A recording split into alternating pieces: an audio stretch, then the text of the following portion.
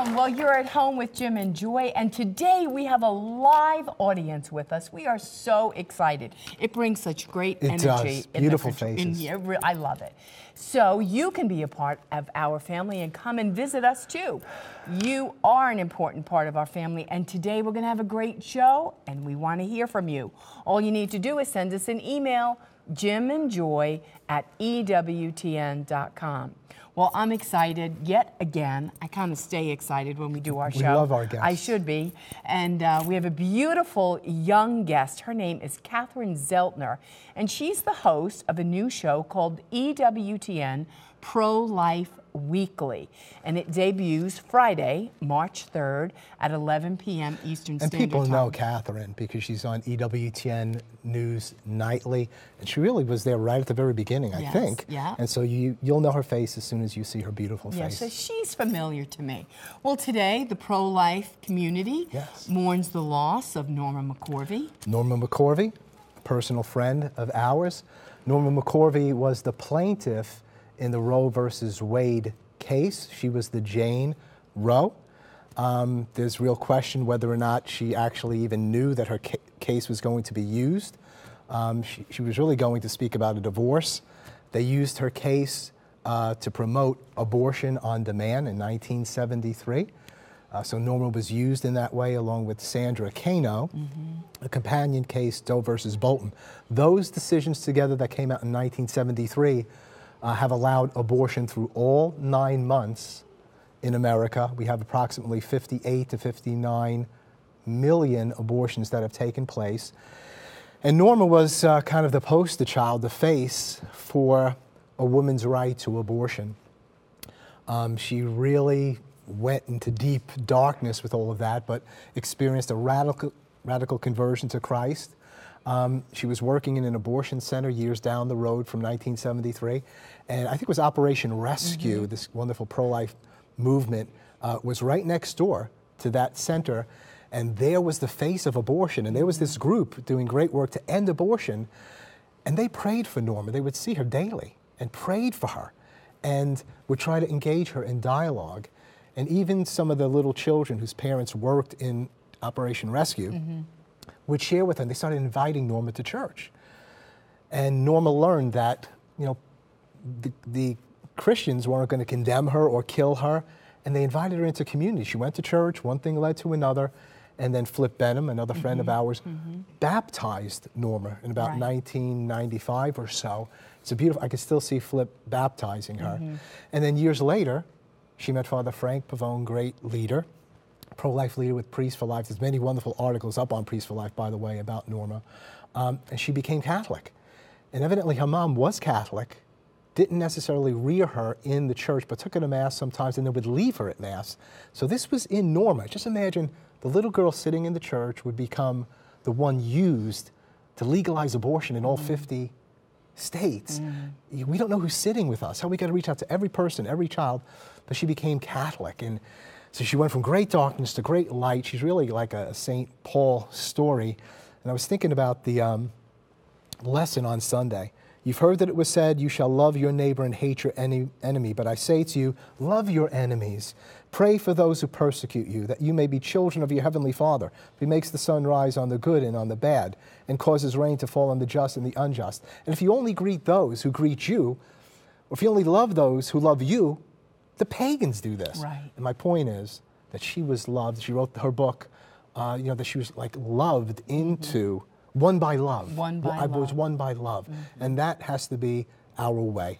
Well, you know, how that whole thing went down was under lies, just straight out lies, just deception, evil, straight from the pit of hell, using people as pawns to get what they wanted, to get this thing going. You know, and then after they used her so bad, here she was, you know, she was at an abortion mill working there and believing that Christians would never accept her. More lies, that Christians would never love her, that she was always the enemy. You know, and that's just how the devil plays his game. He conquers, he divides, and he just isolates you. But it was love, it was truth that mattered and won her over. And that's where Catherine Zeltner's new show is all going to be about. Pro-Life Weekly, EWTN Pro-Life Weekly. One of the things Catherine's going to be doing is talking about the issues, the truth about the pro-life movement, what's really happening on the political, on the home front, what's happening to the people, and then how we can activate everything that we know and become pro-life warriors for the gospel of life. Well, we're going to take a break, and then when we come back, we'll have more with Kathleen Zeltner. Catherine Zeltner, that was crazy. Catherine Zeltner, who is the host of EWTN Pro-Life Weekly.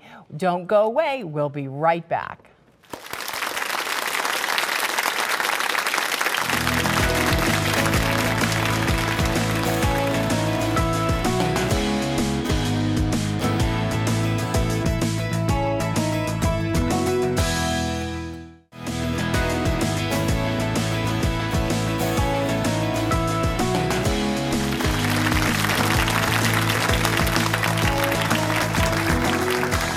Welcome back. Well, you are an important part of our EWTN family. And today, if you have a question for today's guest, Catherine Zeltner, who is the host of the new EWTN Pro-Life Weekly, give us a jingle right here during our live broadcast at 1-800-221-9460. If you're calling outside of North America, you can reach us at area code 205-271-2980. You can always send us an email, jimandjoy@ewtn.com. If it's a good email, hopefully we will use your question right here on the air. Well, Catherine, I'm so excited to have you. I'm so glad to be here and to be in Alabama. It feels like home, truly. There you go. It's home base. Home base, because all of a sudden, EWTN News Nightly appeared, and there was Catherine, and we were like, where did she come from? Who is this girl? And we didn't know anything about you. But today, you're going to tell our family at home who you are, where you came from, and how you got involved in all of this. Well, it's a privilege to be here. And working for EWTN, I mean, this is a dream job. I mean, for I think Catholics who are interested in media, this is a dream job. And it all, I always tell people that EWTN was always in the backdrop of my life. I grew up watching Mother Angelica alongside my mother and my grandmother. Wow. And maybe about 15 years back, there was this series on EWTN called Onward Pilgrims, and my sister was a member of that. So it was EWTN was always kind of weaved through the fabric of my life. But you didn't see yourself there. You were just watching? Or I was just, with Mother Angelica especially, she's fascinating. You hear her and you're like, let me keep listening to this. So it was always comforting to me. Loved EWTN, never foresaw myself working for the network. I just never could have imagined that. In college, I went to Florida State University, so a little shout out to the Knolls there, and I studied advertising. I was interested in broadcast journalism. They didn't offer that. And advertising really intrigued me because this idea of message strategy and kind of just the realm of communications and persuasion and how the power of words and media and how it can influence people. So I studied advertising, got close to graduating, and I think seniors in college kind of go through a quarter-life crisis. What am I doing with my life? And you're just applying everywhere and trying to figure it out. And I thought I had my life all perfectly lined up. I had my perfect plans. I was going to take a job in marketing in Brooklyn. And then 2 weeks before graduation, a friend was like, hey, EWTN is starting this thing in Washington, D.C., EWTN News Nightly. You should apply. So I was looking into it. I'm like, this is perfect. I'm like, my love for broadcast journalism, my love for my Catholic faith and this network. So I applied and I got it, I graduated on a Saturday, brought all my stuff home on Sunday, got the job on Monday. So it was a whirlwind. Yeah. But it was a whirlwind, but it was also, I think, one of those moments where I felt such great peace and clarity, where it was, I think, probably one of those rare moments in life when I was like, okay, God wants me here. He was kind of nudging me, like, you know how you love EWTN? Well, here you go. And it is an honor. And a whole nother new kind of phase to EWTN. I mean, you were pioneering, being a missionary there, whether you knew it or not. and to see something being birthed in that way, of course, drawing off of all that we've learned over the years, but that's still a new place, new way, Yes. new powers. Yes. You were producing stuff there as well as reporting? Yes, I was producing and reporting for EWTN News Nightly for about 3 years. And, you know, working with the team, I really got to have my hands on a lot of different projects, and such a privilege to be there. Got to go to Rome for St. John Paul II's canonization. Oh, Got to go to somebody the, had to go. Yeah, I'll volunteer. Yeah, I'll volunteer. So, got to go to the political conventions, the DNC and RNC this past summer. So incredible opportunities, and it really is exciting up in Washington, D.C. I mean, EWTN is just growing and growing, and I can just share, people know that EWTN is there, more so on Capitol Hill in the White House. Like, the name is spreading, and I think, I just wonder if Mother Angelica would never know that would happen, so it's really cool. Yeah. What's happening to members of the Catholic Church, maybe even the Christian tradition, to have, you know, an evening news program, like, it makes it easy to come out of the shadows, kind of, doesn't it? And say, this is an encouragement. I prayed for this, and we want to contribute to this in some way. Or what's happening? What's it doing to the church? I mean, exactly. I think the vision of News Nightly and being able to be a part of it is, here, we're going to speak truth. We really are. You know, we don't have any other bias. Our bias is to be Catholic. You know, we're not left, right, or one way or the other. And so I think that is just so refreshing. And in a day when there is, you know, always debate and talking heads on all the other networks, how refreshing to tune to a station where you can just listen, and you don't have to be filtering out everything people are saying, but you can just listen and take it in. It really is a blessing, and just moving forward with the vision of EWTN into the future. Yeah. So. So now you're there, and then all of a sudden, what happened? This new project popped up, EWTN Pro-Life Weekly, and I'm so thrilled, and once again, just grateful and honored and humbled. And I think this show came about, unfortunately, because there's a need. You know, there is such an attack on life and throughout the world, and culture, and policy, there is this need. And the show started being developed during the campaign, when I think a lot of people were predicting we'd have President Clinton, where in fact, to a lot of people's surprise, no, it's President Trump. So the show is taking on a new role and really helping to hold our lawmakers accountable to their pro-life promises, and to speak clearly as to what is going on when it comes to the pro-life issues. Well, before we unpack more about the show, which we really want to hear all about, why did this so resonate with you when you were given the opportunity? I mean, some people might say, well, you know, I want to go into a different area, I want to be more broad. What was it about this opportunity in your own upbringing, or your own connectivity with life or your family, that you said, you know what, I feel like I may be made for this kind of thing? I've had a lot of opportunity to sit back and kind of dwell on that, because a lot of people have been asking me that question, and I think it's a natural question. I thought I was the first one to ask you. You're still original, though. But, you know, and so I've just been thinking about it, and I've never had like one just moment where I had a huge conversion. I've always been pro-life. I grew up in a pro-life home. And I think my views and my perspective on that have just really been cemented, especially when I look at my mother, because she has really lived out, I think, what it means to be pro-life. She had her first child, my older sister, when she was 19 in college, and it was, obviously that's a surprise, and she had my sister, and it was hard. You know, she had to work a lot of jobs. She put herself through college, didn't have much help, but she said yes to life, and today she's the CFO of an international company. So to see up close, here's a woman who said yes to life. Yes, it was hard. Yes, there were struggles, but she did it, and so can you. And it wasn't the end of the story. No. Right? Yeah. Because that's what happens in our Exactly. culture. It's like, if you don't have an abortion, you know, you have to have an abortion because you have to get on with your college, or you have to, and so you sacrifice the child for the sake of your college degree or that job offer that's out there, and really injure yourself forever. To take a violent act upon yourself. And how is that an empowering message to women? I think an empowering message is, you can do this. I believe in you, you know? And so I wonder who was involved with her to encourage her. Did she just simply make the choice? Was anybody encouraging? Because, you know, there's like a statistic that, or some kind of survey that was taken, and the women who've had abortions have said, if there was one person who would encourage me to say just what you said, you know, you can do this, we're going to stand with you, this is hard.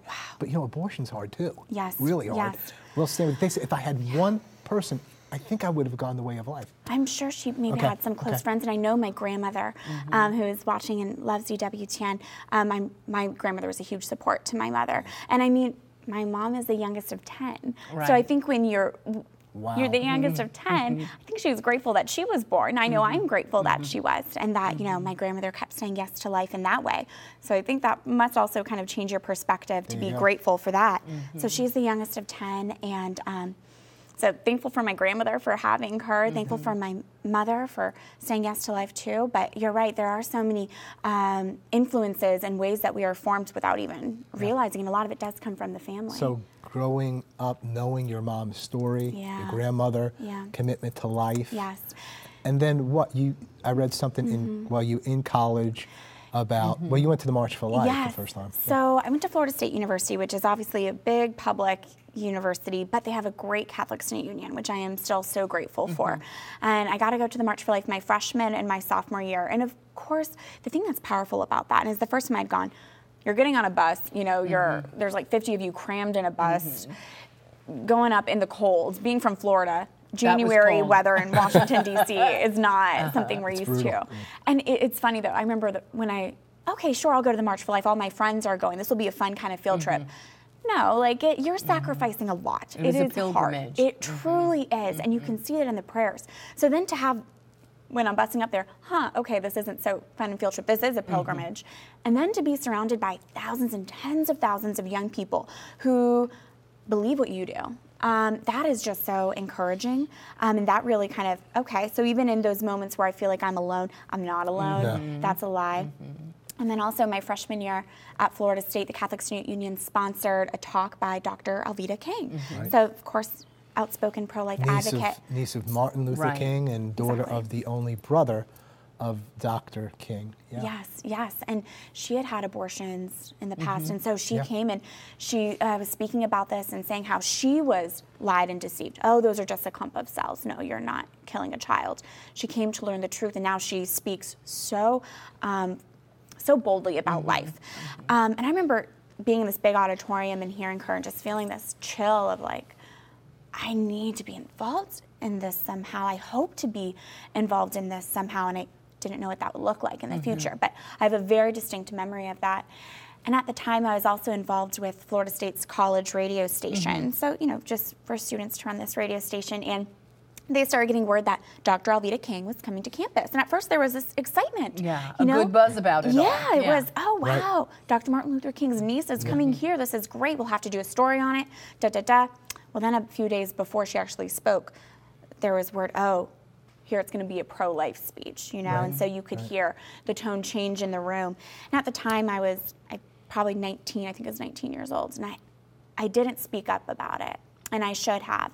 But at the time, I'm surrounded by this room of people who are now feeling very negative about this talk. And I was just kind of observing and taking it in and just okay, even at this very local, basic level, a radio station at a college campus, you can see this kind of the tension and misinformation and just, and how people may not be willing to speak so boldly about the truth of life in that situation even. Yeah, and that's happening all over, in high schools, in colleges, on job sites, in families, where people are, because there's a disagreement or maybe someone who is not so pro-life isn't as vocal as the other, and you just kind of shrink back, lest you be misunderstood or misinterpreted, like, oh my gosh, they might think I'm a crazy pro-life person.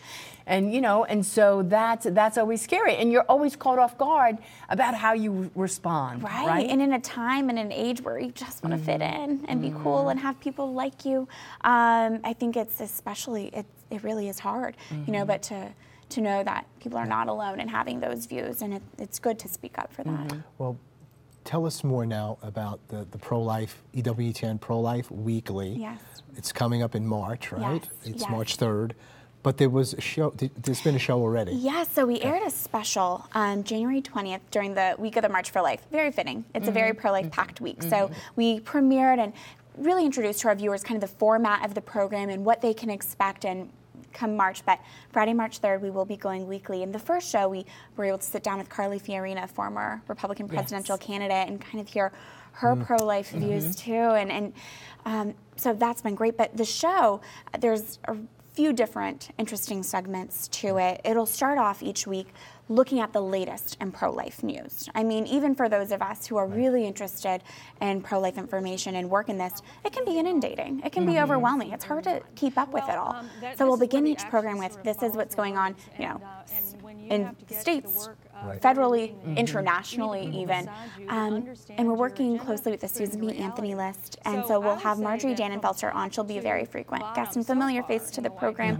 She's the president of the Susan B. Anthony list to help us, okay, what do we make of this piece of legislation? What does this mean? You know, what should lawmakers be doing? What do we think of this as pro-lifers?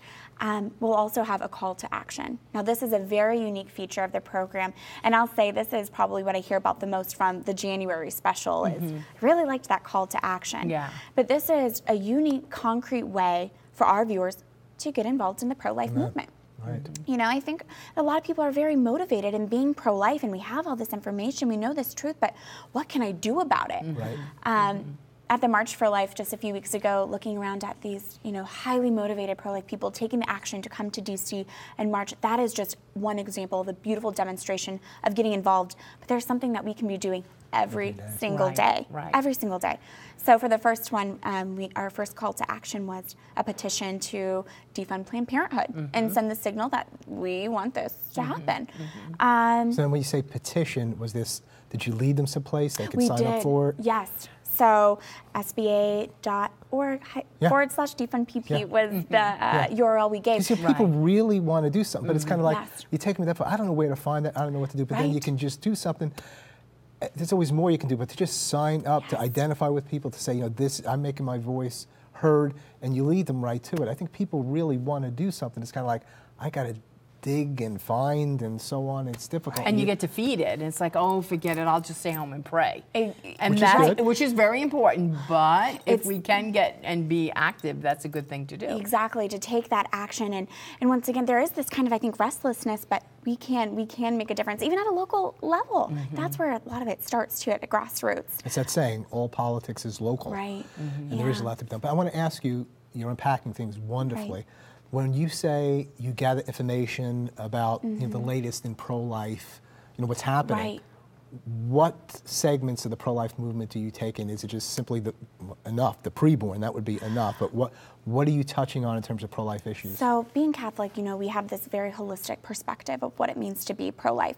And I will say that abortion and assisted suicide will be the focus of the program. I mean, they are prioritized. Our unborn, our preborn are the most vulnerable.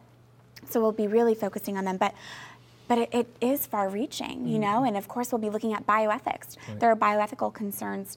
We'll be looking at, you know, ways to help people with special disabilities, the homeless, the elderly, so many, anyone who's marginalized. We as Catholics, we care about them. And, you know, the reason that we are pro-life is because that person on that street has dignity just as that unborn child does. And we're going to speak up for everyone. But, of course, the unborn are the most vulnerable. So you've got pro-life issues, especially beginning of life, end of life. Yes. These are particularly weighty because these people are targeted. Yep. So there's life issues across the board in terms of education, in terms of the poor, in terms of feeding people. Yeah. But only these groups and those with disabilities now possibly, I mean, people are aiming to kill them. And so that's why there's a sense of urgency. There's a sense of weightiness to it. So you've got that, you've got action, and then what are the other segments? So we'll also have a panel of pro-life experts, which I'm really excited about this. We'll have the time to really unpack some confusing questions that people have. You know, we'll have 2 to 3 guests each time, and we'll pick a topic and let's talk about this. Because just like we were just saying, sometimes people, it's scary to talk about it. It's scary to bring up and speak up and say, actually, this is the truth. But we're going to take these myths that have been perpetuated by the abortion industry and by the assisted suicide lobbyists and untangle why they are lies. And my hope and goal for that is that people do feel more confident in hearing it. They're able to wrap their head around these facts. they can feel more confident, and then they can go and speak about these issues and encounter the culture and dialogue with their neighbor. So that'll be the first part of the program. And then the second part, we have a speak out segment, which is where we'll look at media, we'll look at culture. And there's really no other way to say this, but we'll speak out how it reflects the culture of death. Right. You know, so in the first program, in the January special. Let's just pause there because there's so much. There's so much. And we'll be back with Catherine Zeltner, host of EWTN Pro-Life Weekly. Debuts March 3rd. We'll be right back. Don't go away. Plenty more to come. And we want to hear from you.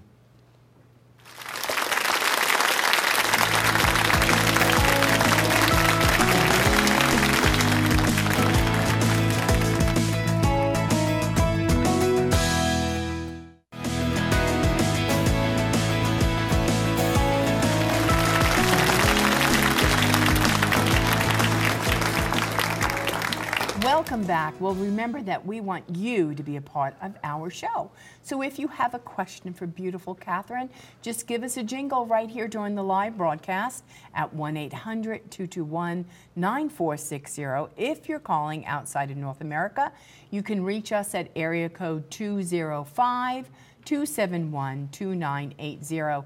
You can always send us an email, jimandjoy@ewtn.com, and hopefully we'll use your great question right here on the air. Catherine, you were kind of telling us the components of the show, Pro-Life Weekly. You're speaking about gathering information from all over the world, what's happening, action. What's the third one? The expert panel discussion. Expert panel, but then you get to the second part. Yes, so then the second half of the show is our Speak Out segment, which is where we will speak out against the culture of death in today's world and how we see that in the media and classrooms or, you know, what have you. And one example we gave in our January special was Lin-Manuel Miranda, who's the star and creator of the Hamilton Broadway. His mother recently joined the board of Planned Parenthood and wrote an op-ed in Vogue magazine and saying how if you care about children, you will care, you know, you will support Planned Parenthood, and you can go, if you donate this money to Planned Parenthood, you can get a ticket to Hamilton. So just really showing how the abortion lobby and Planned Parenthood is really trying to channel celebrity to try and make abortion cool and almost like this badge of honor for people. But, you know, so speaking out against examples like this that we see and explaining why they're wrong. But then finally ending on a really uplifting and hopeful note, a pro-life focused segment where we'll spotlight whether it's a person, a group, or an initiative that is building up a culture of life, because there is a lot of good that is happening, you know, and we want to spotlight them. So you know, I think of this show, EWTN Pro-Life Weekly, and Joy and I, as I shared on another show, we went to a defund Planned Parenthood gatherings with 200 cities, and I had a few minutes to speak to people. And one of the challenges I gave to them was, you know, if there is a pro-life family group in your parish or in the church, you know, join that, gather as much information as you can, make it available to people. And so many, both in the Christian community and the Catholic community, may not have a center, a cell. Your show would be a part, in my view, of saying, this show is on weekly. They're going to tell you what's going on all over the place, what you can do locally. You should see it each week. You can make it available to people in your parish, right? Tell them when it's on, email them, put it up on Facebook, or just use their resources. And so I think your show, the show, EWTN show, can really be used as a resource, not only for individuals, but for those parish and family groups in the parish, in churches, or to begin something. Because people are like, I'd like to start something to keep people aware, but where am I going to get all this information? I mean, they could go right there and then disseminate it. That's my hope and goal. And I mean, there's really no other program like this. There's no other television program dedicated, you know, to this issue in this capacity that will have this weekly information. So that's really the hope and goal. And you both know just the impact local movement can have in that one-to-one encounter, you know? Well, we're going to go straight to the phone because we have Jeff. Jeff, welcome to At Home with Jim and Joy. Your question or your comment for Catherine? Oh, sure. Just thank you very much. I really enjoyed the show with you and Jeff Calvins that you talked about cancer. I thought that was amazing. My question for Catherine is, my nephew and his girlfriend, we were out for dinner, and we started to talk about pro-life, and she was pro-choice. And I didn't realize when I was talking to her at the time that she had had an abortion, and I was wondering, I tried to bring up how it doesn't empower, abortion doesn't empower women, it hurts them, and I think I might have hurt her in the process. So I would really like to know how to talk to my nephew's girlfriend, that that even though she doesn't have the same beliefs that we do, that that we still love her, we believe in life, and that this hurts women, Yeah. Jeff, thank you so much. I think Jeff brings up the excellent point that there are so many women hurting, and there are so many victims, and so many women who have been deceived into thinking that they need to opt for an abortion, and it's a good reminder why. And it sounds like Jeff probably did that too, is anytime you're speaking about this, speak with love and mercy and understanding, and never assuming anything of anyone. But because this is, as you all were saying in the beginning, let's convert people by love and show them with open arms how they are always welcome, and they should never live or walk in shame, but to always speak with love and mercy and compassion. And I think that will be what converts people and what changes people. And the thing is, we do have the truth, and with that, there's underlying peace. And that should be translated in our conversations. So I think with Jeff's example and speaking again with that young woman, I think just you can show love by being that continuous smiling face and just making it clear that you are not judging and you're always there to speak about those things and always there to point her to those resources. But that would be my response. Right. Well, and one thing we can assume, that all of us in this whole United States have been affected by abortion. We've all been affected. Yes. And so family members, cousins, aunts, uncles, people have been affected. We have people missing from our families. Yes. So always when we approach, and you could become self-righteous, but that's not going to win a heart. Even if you're right, if your way of speaking isn't kind and loving and merciful, you've injured again. And so it's always to be just say, when you have that conversation, assume that everyone's been affected because they have. Yeah, you're right. And to think before we speak, prudence, right? 58, 59 million abortions. Wow. It's not just the women, it's the fathers. It's siblings, it's so everybody's been impacted. And I forget sometimes, so I just make a strong case, against abortion, but here's a woman that's, and so I think if that gets revealed by that person, and again, how does she reveal this? Is she really angry? I would say then, I'm sorry for your loss. Yes. So we can always say that, even if it's abortion, it'd be like, well, how could you do that? And your baby was going, I'm sorry for your loss, that must have been very difficult. Now she might say, well, it really wasn't. Or some might say it was. And then to know some resources like Rachel Vineyard Retreat weekends.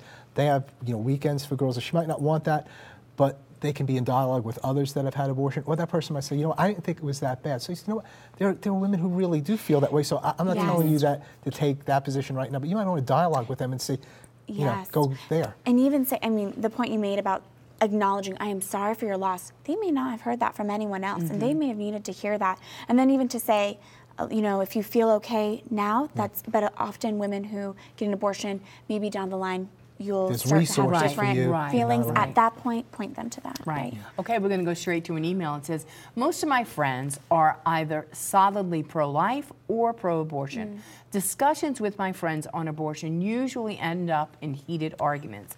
How can we talk to pro-aborts when so many seem to be so closed-minded? And this is Andy from Avon Lake, Ohio. Thanks, Andy. I think I agree. I think that's most people's experiences too. It's this it's probably the most divisive topic you could have. So, and people feel passionate about it.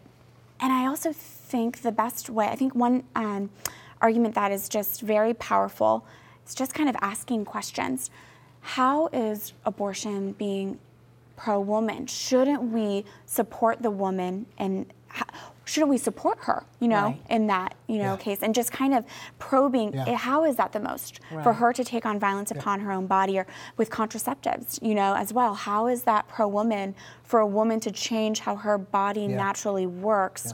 No, she's transforming her body to act like a man's. That's not empowering. So I think just kind of probing in that way and asking questions, but just like we were saying, always maintaining that sense of peace and calm. And I think with friends, because I certainly have close friends who we very much disagree on this, but because we know each other, and I know that person, and I love that person, there's some hope there. And as it's not only a discussion about the issue of abortion and the Right. unborn. I like that phrase, we can love them both. Yes. Can't we love them both? Right. But the other thing is that I have to be pro-life in this encounter. And especially for somebody that's taking an opposite position, somehow I want to get them the message, even if I have to say that. I respect your dignity, your Yes. worth, your value, because you take a position that's opposite, and that I think could even be a violent position here. You're sacred, and I respect you as a human being and as a person. And then they start getting that message, you know, it kind of diffuses a lot of things and saying, I'm not trying to attack you, just in case we're trying to discuss this. I think the other phraseology that I find helpful, which came from my time with Priests for Life, is what do you mean when you say abortion? Maybe we don't even have to go any further than that or talk about laws, what happens. Right. Please tell me what you mean when you say, well, I mean choice. No, but the medical scientific procedure called abortion, what does that mean for 8 weeks, 12 weeks, 20 weeks? You know, abortion through all 9 months. What does it mean? And please tell me. And then be able to present to them, would you like to know what abortion is at each of these stages, what doctors say who do them, sworn under oath, and is this what you mean when you say abortion? And we've done that with Alveda King. Wow. We went to Senator Obama's office, Senator Clinton's office, John McCain's office with Alveda. Wow. Picture of her uncle was usually up Martin Luther King, so we go in with Alveda.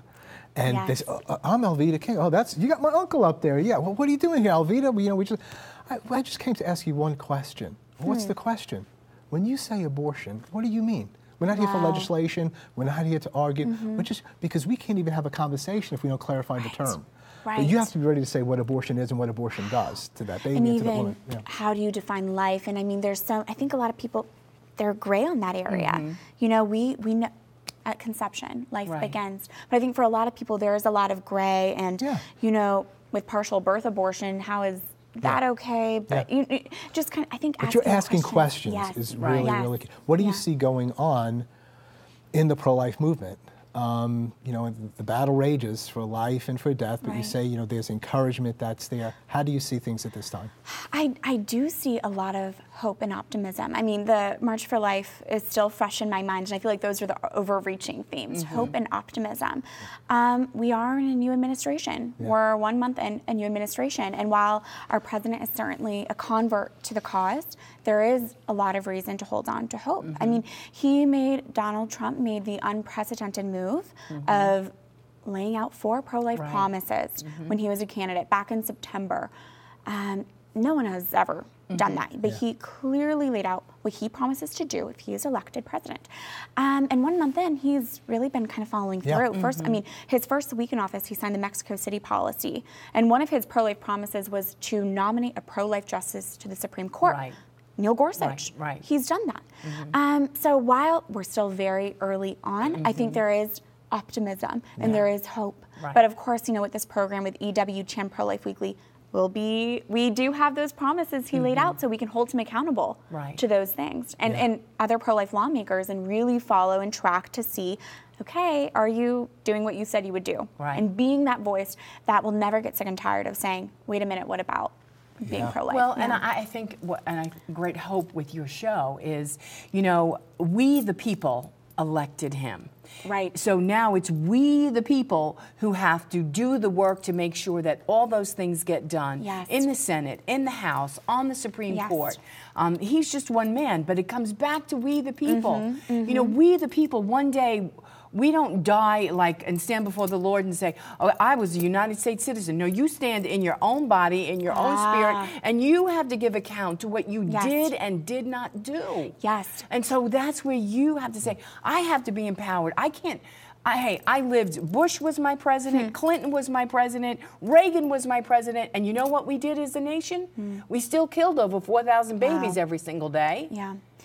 So I got a mandate from God. I'm to defend the culture of life. Me, you, and we all got to do our job. And it really, the culture impacts policy, you know, there is this relationship there. And so to think that culture doesn't make a difference, oh, it does. That local level, oh, it does. And culture's huge. So we have to win the hearts and minds of people. Like Norma McCorvey was won over, won over by love. Yet, as Martin Luther King said, they said to him, you're a minister, why are you involved in wanting to change laws? Because he said, because laws will stop some people from lynching my people.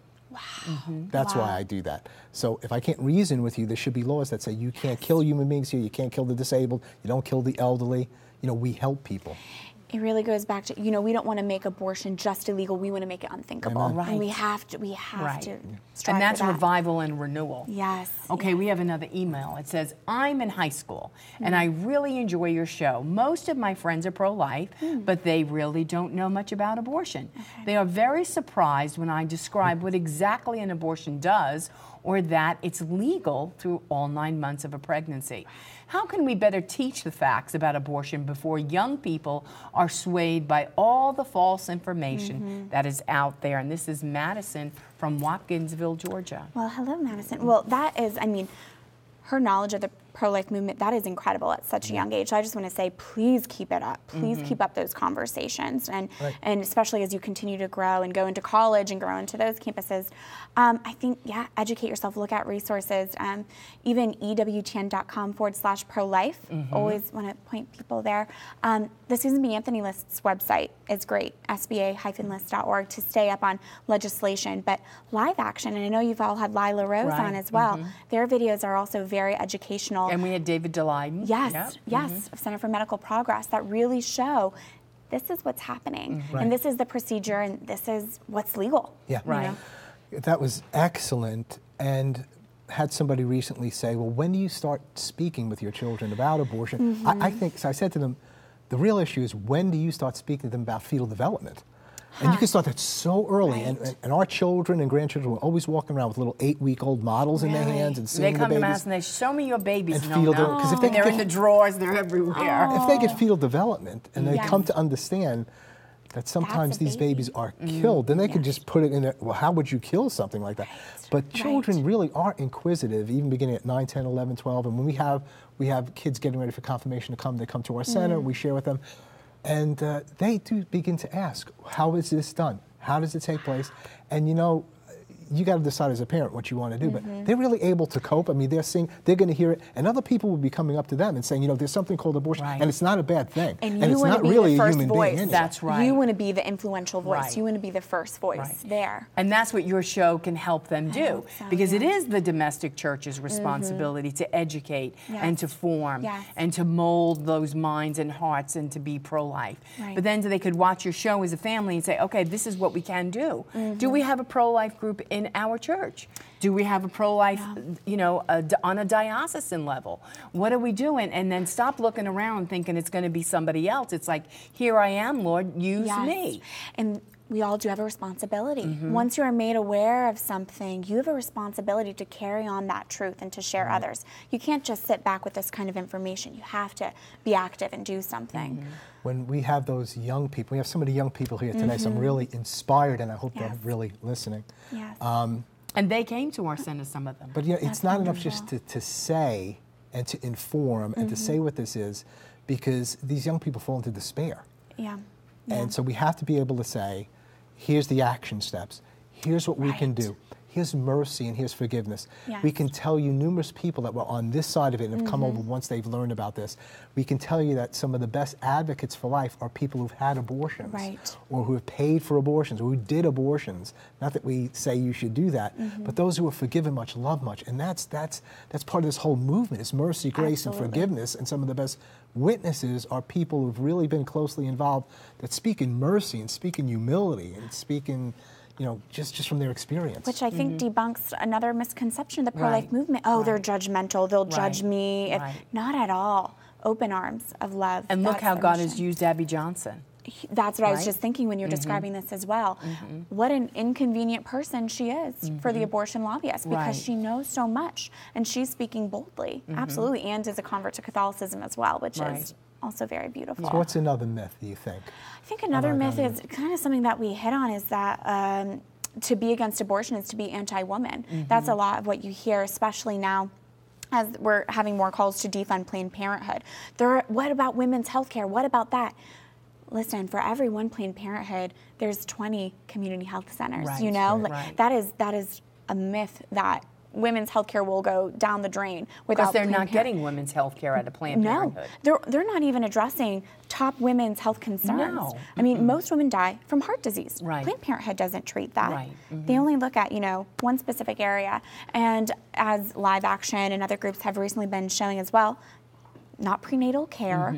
They only do sonograms if they're about to Only if you're perform. going to have an abortion. Exactly. You can't go there to find out the sex of your baby. They Yes. don't provide that service. Right. So I mean, that is a huge myth that to be against abortion is to be against women. Quite the opposite.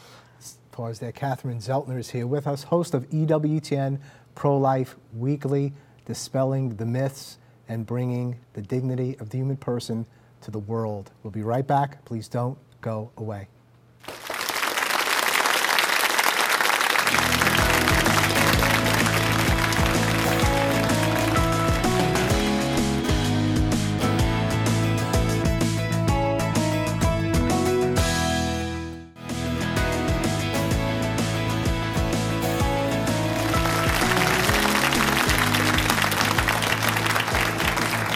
Welcome back. Well, hey, you are an important part of our EWTN family, and you could join us live right here on At Home. Today, we have a live audience. I love having more human beings in the studio, and if you want to come and take a great EWTN pilgrimage, all you have to do is go to pilgrimages@EWTN.com, give them a jingle at 205-271-2966. Come to Irondale, Alabama. It happens to be rather spectacular weather-wise right now. You could go up to Hansville and be at Mother's resting site. Too much to do, so come on down. Put it on your calendar for 2017. Or your bucket list. Or your bucket list, depending on where you are in the scheme of life. right. What you need to do now, we're going to go straight to Rome to hear from Joan. Joan, what do you have for us today? Well, greetings from Rome to all of you at home. And I think you all know that over the weekend, two very important voices were silenced. Both of their lives intertwined my life, even for a brief period. But I'm talking about, obviously, Michael Novak, and also about Norma McCorvey. She, of course, was the Roe in Roe versus Wade, the 1973 Supreme Court decision that legalized abortion in our country. Michael was a dear friend. He was a world-class diplomat, a philosopher, a theologian, a mentor to so many people, author and public speaker, a voice and a person that will be greatly missed. Now back to Norma. Our paths first crossed for about a 3-4 day period in 2013 when we were in New York to mark the 20th anniversary of Priests for Life. This organization, of course, was founded by Father Frank Pavone. And Father, as a matter of fact, got to know Norma, and he actually brought her into the Catholic Church, confirming her in 1998. Now, when I met Norma, I had a lot of time with her over those 3 days. I got to learn her story, and especially the part naturally about her role as plaintiff in the Roe versus Wade case. And what most struck me about her story was that here she was, young, very vulnerable, a third pregnancy, a pregnancy she really did not want, but there was no abortion in the States. And some lawyers said they would handle her case for her, help her with this pregnancy, the result of which was the abortion law in 1973. But what most got Norma was that she felt she was the unwitting victim, that she was misled in this entire case. She never had an abortion herself, and she never set foot in a courtroom with these lawyers who said they were going to help her. How did she learn about the Supreme Court decision? The day after the decision, she opens her front door at her house, sees her daily newspaper, and there's the headline about abortion being legalized. Now, I have to say that it was her courageous decision in her later years to denounce abortion, to renounce it, to say this was the deliberate killing, the deliberate taking of human life in the womb of the mother. And so she turned her life entirely around, and she spent decades trying to overturn the decision she had been instrumental in helping come to life in 1973. Now, I was in Rome, of course, here at Mass with Father Frank Pavone and Janet Marana of Priests for Life on Saturday, when we learned of Norma's death in Texas at the age of 69. So an amazing life story, an amazing battle for life in her later years. A great story, but time's up here, so back to you. Thank you so much, Joan. We remember Norma McCorvey and pray for her life, pray for her family, Michael Novak. So we speak blessings because this just took place over the weekend. They're laying them to rest. May God's light shine upon them, and may they know God's peace. Absolutely. And thank God they went the distance all the Yes. way. They did. It's not how you start in life, it's how you finish. And right? what a witness for both of them. Well, speaking about how you started in life, you grew up in the same church as who? Janet, think of it. Familiar That's- face to EWTN. That is so amazing. I know, it's so cool. It's so funny. She was a lector at our church, and so I remember like as a little girl just admiring her so much, and she's the woman on EWTN, and she really is such, I mean, from what I knew Yes. of her, what a gift to the network, what a gift to the church. Yes. But yeah, it's too funny. So, That is amazing. yeah. Well, give us a closing word about Pro-Life Weekly, just why we should watch it, and that would be wonderful. I just pray and hope that everyone watches it so that they can become better informed on the pro-life issue, so that they can dialogue about it, encounter culture, then hear about some great groups that are building up the culture of life, because we are the Easter people, and Alleluia is our song. We are filled with hope, and we must know that in speaking about the pro-life movement. So I do hope everyone watches so that we can really make a difference together. It's a matter of us working together. On my end, I'm going to do all I can to inform you all, and then from the viewers' end, let's take some action and see what we can do. Catherine, thank you so much. You are a blessed person and a real encouragement. You're really hope for the future. Thank you. Thank you both. EWTN Pro-Life Weekly debuts Friday, March 3rd, 11 p.m. Eastern Time. You can watch it Fridays at 11 p.m. Eastern Time, Sundays 10 a.m., Mondays 3 a.m. Life, marriage, and the family will prevail. Christ is risen from the dead. Let's all together build a new culture of life. God bless you and all of your loved ones. Keep it on EWTN. Bye now.